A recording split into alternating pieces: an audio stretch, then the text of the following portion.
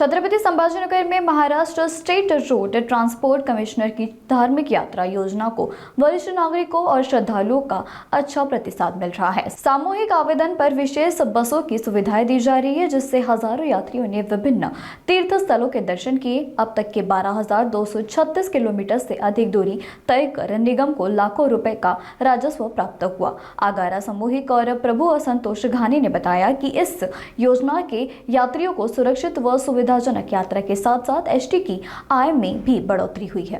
नमस्कार, मी संतोष श्रीधर घाणे, विभागीय वाहतूक अधिकारी छत्रपती संभाजीनगर। महामंडळामार्फत तीर्थाटन योजना चालू करण्यात आली आहे।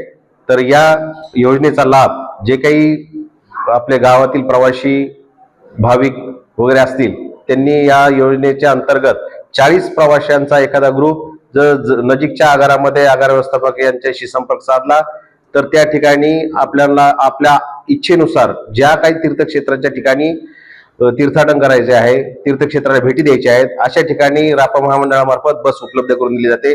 छत्रपती संभाजीनगर विभागांतर्गत आतापर्यंत पंढरपूर, अष्टविनायक यात्रा तसेच माहूर या ठिकाणी बसेस उपलब्ध करून देण्यात आलेल्या आहेत।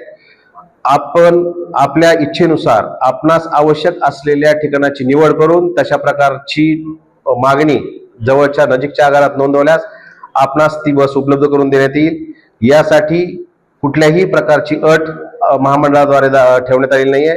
जे काही महामंडळामार्फत सवलती देण्यात येतात, 75 वर्षावरील आमरत जेना असेल, 65 वर्षावरील जेना असेल, महिला सन्मान असेल, अशा प्रकारच्या सवलती सदर योजनेसाठी लागू आहेत।